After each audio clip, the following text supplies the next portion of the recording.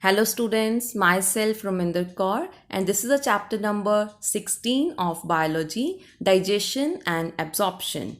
As we have talked about various kind of glands and even the alimentary canal, today we will study about simple steps of complex substances, that how they will get broken down into simpler substances which will be easier to absorb by our blood. So as we have studied that the salivary amylase, which is present in our buccal cavity, secreted by three pairs of salivary glands, they are going to help in breakdown of starch into maltose. So 30% of starch gets broken down with the help of salivary amylase enzyme, and the product is maltose, one kind of sugar, and the pH required at this moment is 6.8, means quite acidic in nature. Let's study about the digestion of the proteins in the human body. So if I will focus on this slide, you can see whatever the kind of cereals, pulses and other fruits and vegetables we eat, out of them pulses contain the proteins in our diet. So in mouth there is no digestion of proteins, but in stomach the pepsin which is secreted by our gastric glands, it will help in conversion of proteins into smaller pieces, and that will be ultimately broken down into amino acids by the enzymes of the small intestine, and further they are going to absorb by our bloodstream. Now if you focus on this picture, you can see proteins are very big molecules that are very difficult to get absorbed in the body. So first of all, we need pepsin that is secreted by gastric glands, and it helps in degradation of that big molecules of proteins into smaller peptides, and these will further convert into amino acids. So proteins, proteoses and peptones, these are partial broken down proteins in the chyme. So what is chyme?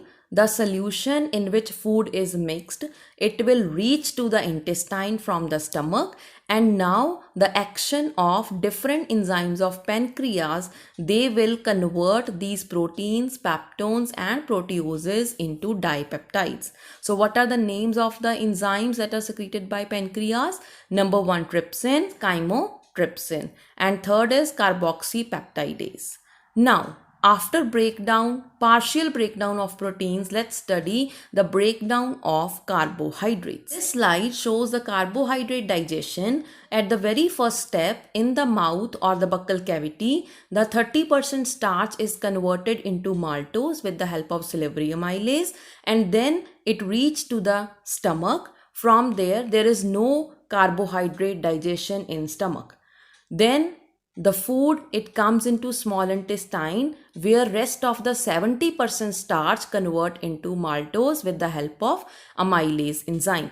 P dot means pancreatic amylase. Then this maltose is also not so simple, so it has to convert into glucose, the absorbable form of carbohydrate, with the help of enzyme maltase. The milk we drink daily, that contain the sugar called as lactose, which is also complex in nature. So it will convert into two different kind of simple sugars. One is glucose and second is galactose, with the help of the enzyme known as lactase. Number 4th kind of sugar, the normal table sugar that we eat, is called as sucrose. So this is also complex in nature, and it needs an enzyme for breakdown into smaller components called as glucose plus fructose. The galactose and fructose, which are byproducts formed during last two reactions, they will also ultimately convert into glucose. Here very simply written that the carbohydrates in the food, they are hydrolyzed by pancreatic amylase, and what will form? Disaccharides.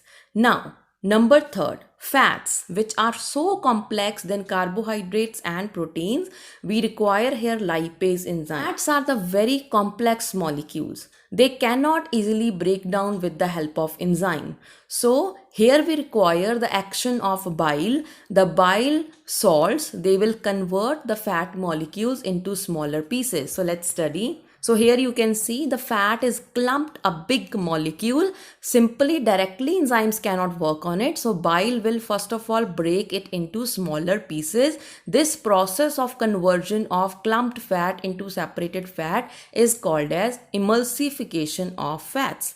After that, lipase enzyme will work upon these smaller particles of fat and convert them into ultimately fatty acids and glycerol. First of all, fats will convert into diglycerides and diglycerides convert into monoglycerides. Whatsoever we eat that also contain nucleic acids, so they will convert into nucleotides first with the help of nucleases enzyme which are present in pancreatic juice and finally into nucleosides. Now, as in the previous lecture, I have told you that there are enzymes in succus entericus, that is small intestine. They will act upon the end products of all the different forms such as disaccharides, monoglycerides, nucleosides and convert them into absorbable form. So let's study the one. Number one is dipeptides convert into amino acids. Maltose will get converted into two molecules of glucose. Lactose converted into glucose plus galactose. Sucrose converted into glucose plus fructose. This we have already studied in the previous slide. Nucleotides convert into nucleosides and then into sugar and bases.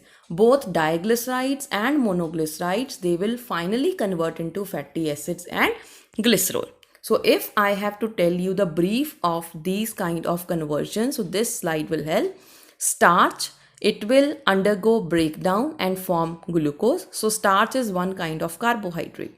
Number second, protein, with the action of certain enzyme, either pepsin, trypsin, chymotrypsin, final product is amino acid. And number third is fat. Under the conversion of various reactions with the help of enzyme, the final product is fatty acids and glycerol. All the breakdown of the substances which are mentioned, that takes place in the very first portion of the small intestine known as duodenum. So the simple substances such as glucose, amino acids, fatty acids and glycerol, they are getting absorbed by the blood in the jejunum and finally in the ileum regions of the small intestine. All the undigested part and unabsorbed substances, they will pass on to the large intestine so that further absorption of water, major vitamins, minerals and few of ions and salts will take place in the large intestine. In this slide, you can see large intestine starting from cecum, then transverse colon, descending colon, rectum and anus. So these parts, they will not act upon the food breakdown, but it will help in absorption of water, minerals and drugs. Otherwise, if large intestine will not work properly, then the stools which will pass, they will have very excessive amount of water that can lead to dehydration in the body. So let's study the functions of the large intestine. So number one, I have already told, the absorption of various substances, and number second, it secretes mucus, which is a lubricating agent, so that the body can easily pass undigested food out of the anus. Then the undigested part, it will come in the form of feces into the cecum and through the ileocecal valve, which will prevent the backflow of this fecal matter back into the other parts of the body. So they will get temporarily stored in rectum. So whenever voluntary activities will take place and body will release out the undigested food from the body.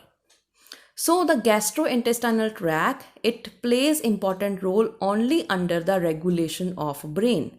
So these are neural and hormonal control. So whenever there is any emergency or situation of extra happiness or sorrowness, you have seen there is abdominal pain and there is slow digestion process. So it happens because adrenal gland that is present on the top of the kidneys, it secretes adrenaline hormone, which is also known as emergency hormone. So the secretion of this hormone in the blood, so blood will rush to the heart and other parts of the body because our body needs oxygen at higher rate during such stressful situations, so less blood will reach to digestive system. That's why our abdomen or lower part of the stomach can started pain.